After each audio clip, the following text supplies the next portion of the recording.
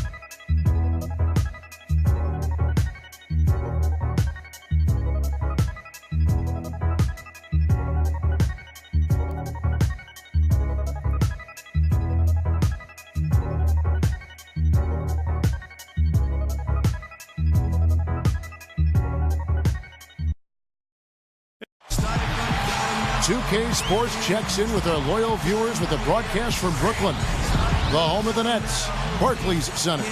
With Clark Kellogg and Steve Kerr, I'm Kevin Harlan, bringing you the NBA live on 2K Sports, along with Doris Burke, who will be joining us courtside moments from now. And now a quick check of our starting lineups for both teams. And of course, Deron Williams, a force to be reckoned with, no question about it. He's really the lifeblood of this team, Kevin. I mean, for the most part, everything they do revolves around him. Their heart and soul, their heartbeat, if you will, and that should be the case because every other player on the court really looks to him for leadership. Back in Brooklyn, the Nets tip off the beginning of a homestand. There's no question this game will put them to the test. Facing off against a team that has every expectation of beating them, they'll need to play a complete game to snare a win. It's always fun to be at home, Kevin. Home sweet home is what I like to call it, but you know what? They've got a tough visitor in the house tonight, and just because they're at home doesn't mean a win is going to automatically show up on the scoreboard. They've got their work cut out for them against this opponent here. Yeah, you don't necessarily want to start out a homestand against a team like this one, but the opportunity is there. I mean, they've got to go out and focus, play hard. If they play well and win, that'll be a major confidence booster for them. Now here is Holiday. It's stolen by Johnson. And now here's Johnson, a fast break chance. The shot misses. Now New Orleans will take it the other way, coming off that win against Minnesota. You know, so often in the NBA we talk about how you have to earn your points the hard way, but it didn't seem like that was the case. Everything came pretty easily. Too many of their points came the easy way, Steve. You're right. On dunks and layups against a defense that didn't really put up much resistance. Shot clock at 2, and that's out of bounds. New Orleans will retain possession.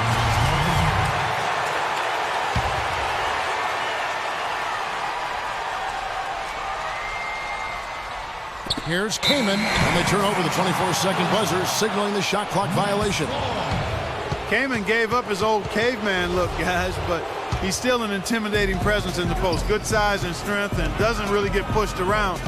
Also excellent timing when it comes to shot blocking. Williams double team.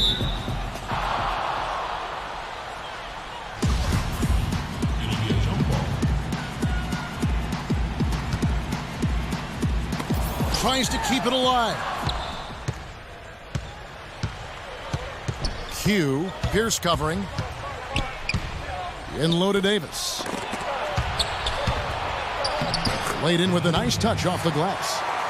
Davis has got the first points on the scoreboard for the Pelicans. And Chris Kaman skilled offensively. Ambidextrous, finishing inside, and a good mid-range shooting. Yeah, I think he's really good offensively. He's got a lot of skill. He's tough to handle. The question mark with him is defensively. You know, his weak side rotations can be late. He's never really been, you know, a center that you kind of solidify your defense around. The Nets shooting their first free throws of the game. The first free throw is good. And Kevin Garnett, remember last year in Boston, played a lot of center, but now with the Nets will most likely go back to his natural power forward spot, playing alongside Brook Lopez.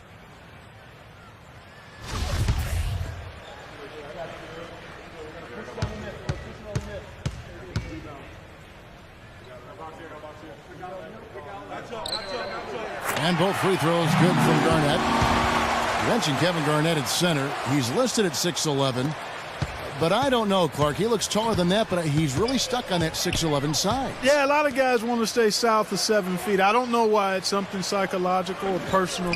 Guys just feel better about being listed under 7 feet tall, but the key with him is he's always played like a 7-footer, a very skilled and productive 7-footer at that. New Orleans shooting their first free throws here tonight.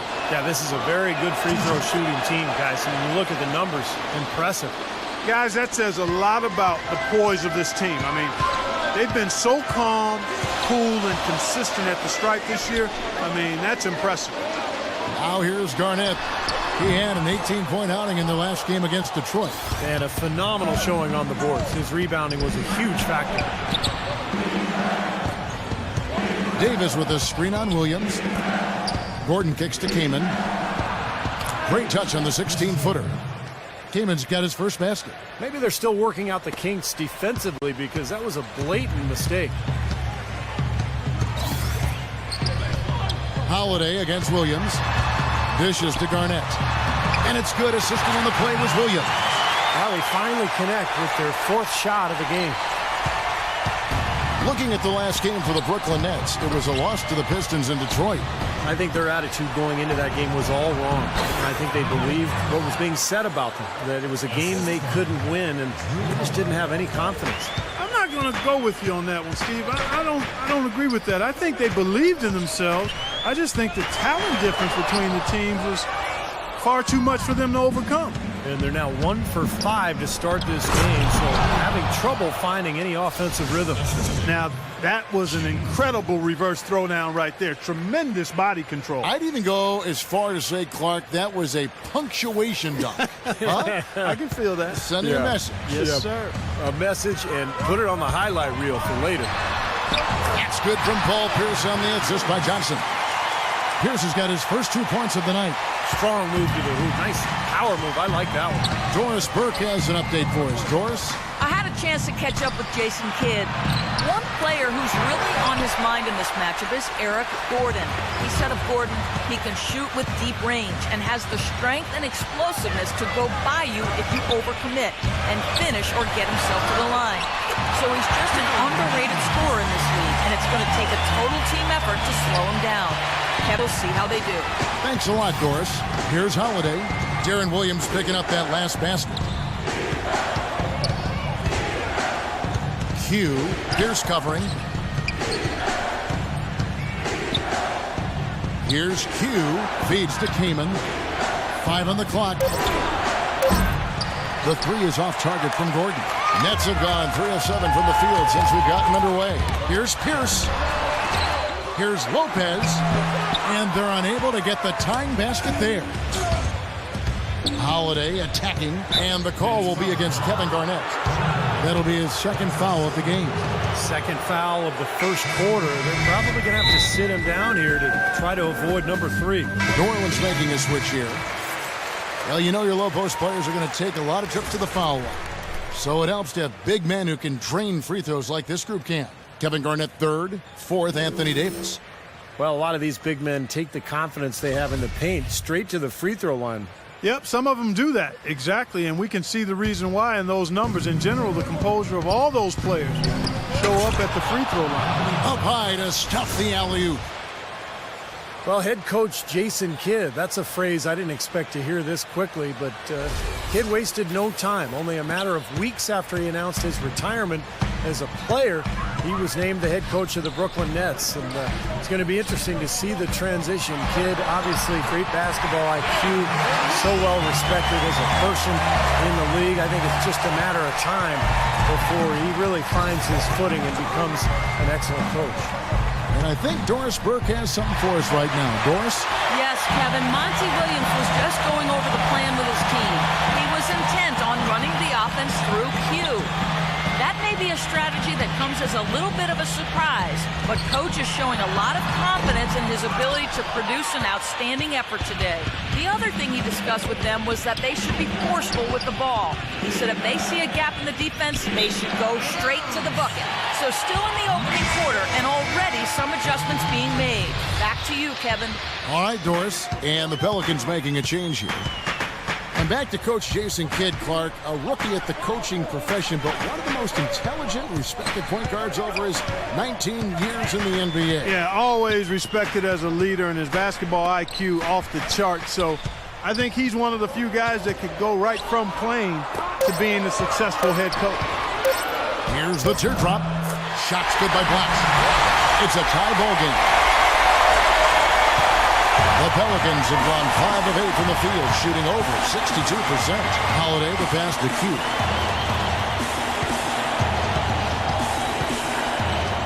Fade away. That's collected by Blatch. You just assume he's going to knock those down when he's as open as he was there. Doubled by Anderson. And here's Blatch. Really had troubles in the loss to Detroit. Taylor kicks to Anderson.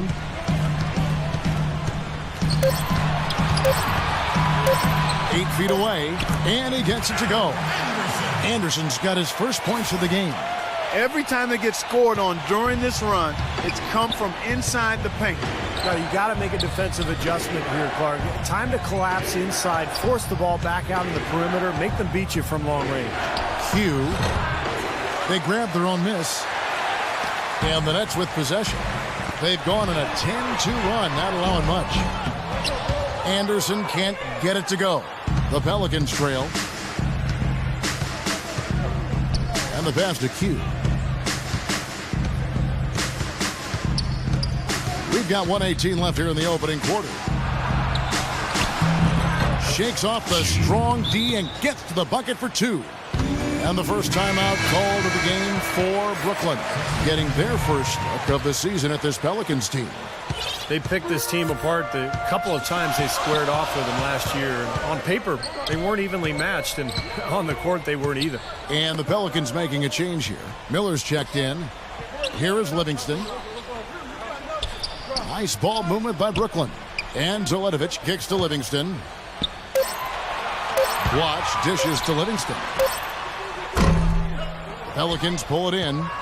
Q's got his third rebound on the night. Steve talked about last year when they met and how the differences existed between the two, and maybe the same this year too, Clark. Well, that's the way you would expect it to play out, Kevin, but this is a different season. It's early, and we still can't be really sure if the makeup of these teams is the same as last year, so I think we're going to see something a little different. Here is Livingston after Tyreke Evans has scored. Teletovic passes to Livingston. It's stolen by Smith. Q. He's covered by Livingston. It's stolen. In transition, here come the Nets. Here's Taylor. The shot from the low post is good. Taylor's got it all tied up now for the Nets. Boy, beautiful assist. That's a couple of teammates clearly on the same page. Here's Anderson. Then Tidy gets the jumper to fall. He used his strength there to get into the post without much of a fight from the defense. Yeah, I think they've got to muscle up on him a little more. Do a better job next time in there. At the end of one, a closely contested game so far. Pelicans lead by 2. And the second quarter will be on the way when we come back.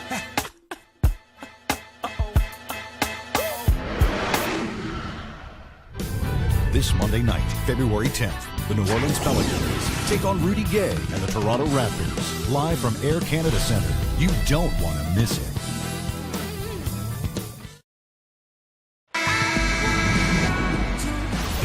And off we go. A close game now starting the second quarter. And what do you guys think so far about the offensive approach for New Orleans? And they're doing a fantastic job of finding the open man and getting easy looks. Something else they've been able to do so far tonight is earn those tough points in the paint. On the perimeter, the all-star trio of Williams, Johnson, and Pierce. Brook Lopez is out there with Mirza Teletovic. That's the Nets 5 as we get into the second quarter. Just 3 to shoot. Q passes to King. And they'll turn it over. Could not get off the shot before second violation. And the Pelicans making a change here. Roberts checked in. Nets trail by 7. Outside, Taylor. Watch against Davis, and the layup's good off the glass. Now a timeout called by New Orleans. And as with any timeout at this point of the game, important to go over the strategies that are working and those that are needed in terms of adjustments. And, of course, the opportunity, guys, to get hydrated with Gatorade before coming back out of the floor. We've seen some good action so far, and there's more of it to come. Yeah, this game has been physical, it's been fast, it's been high-paced. So anytime you're in a situation like this where it's really a hard-fought game, it's critical to keep yourself hydrated throughout. The shot's good from Q. The defense left him just a little window to get through, and he just ducked in for the layup. Terrific job. Taylor with the ball. Blotch with the screen on Holiday. Taylor kicks over to Blotch. He dishes it to Teletovic. Blotch against Davis. It's good, and the New Orleans lead is cut down now to just 5 in the bucket from Blotch. 1:24 left here in the second. The big story in New Orleans, guys, is the change of the name. From the Hornets, a name that came with the team when they relocated from Charlotte, to the brand new Pelicans. Now, Pelicans might not be the most intimidating name around the league, but it does have a nice and special connection to the city and state. And let's now go to the sideline. We'll catch up here with Doris Burke. Doris? Hi, Kev. Well, Q in their last time out against the Timberwolves just played phenomenal. He finished with 30 points and also had an incredible amount of assists, really setting his teammates up every minute on the court. It was a performance for the ages and one that will have the whole league talking. And thank you, Doris. It was a performance that has to have their upcoming opponents terrified, Clark. Well, I know this opponent should be terrified because there's a good chance the momentum he gathered that night carries right over into this game. Well, some of it will carry over. That's inevitable. It's just a matter of how much. And fouled hard that time. He'll get to the line and shoot two. Joe Johnson picks one up. How about the job they're doing drawing contact and giving themselves opportunities for free points at the line? My kind of basketball, Steve. No frills, straight ahead, physical play. Chris Kaman's checked in for Anderson.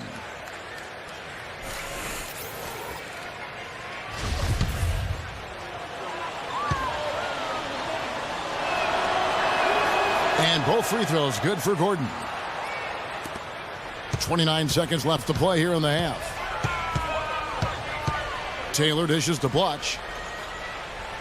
Fires from 14. The shot is off. They are really getting the work done inside with their rebound. Now, not giving up too many second chance opportunities, which is always important, and it's been one of the reasons they have the lead right now. Right side, Taylor. It'll count. Oh, he got it! Boom! Buzzer! Knock it down! Right at the horn. And an ideal finish to the quarter for them as he drains it at the buzzer. Boy, I like the fact he didn't rush it at all. Fantastic shot. And a tight game here as we end the first half. New Orleans on top, leading by 5. And time now to go courtside as we send you over to Doris Burke from the sideline. Doris? Well, Joe, this Brooklyn team has evolved in so many ways the last couple of years, and this season, the addition of Kevin Garnett and Paul Pierce, how exciting is this for this basketball team? It's a great feeling, man. We're a new franchise, new organization, and the guys are very excited. Brooklyn's very excited about it, and we're just here, man, to try to make the fans happy. Thank you so much. Back to you guys at the table. Thank you, Doris. We'll be back after halftime as the third quarter gets underway. And now, brought to you by Sprint. And now get ready for the halftime report. We're happy to be part of your Sunday. The New Orleans Pelicans have the lead against the Nets at Barclays Center. One look at their field goal percentage says it all. They're scoring at will. Certainly an impressive start by Q. He's got 8 points, and in addition to that, he's been a factor on the glass as well. A couple of helpers, too. And this dedicated Nets team is weathering the storm. Just one win away from moving into the 8th place in the conference, and they're definitely motivated. Andre Blotch has been doing his thing. He's got 8 points and has been very efficient, converting his shots into points with a nice field goal percentage. And that'll be it for us here. Thanks so much for joining me. Now it's time to head back to Kevin Harlan, Steve Kerr, Clark Kellogg, and Doris Burke. We hope to see you around next time. The Sprint Halftime Report, presented by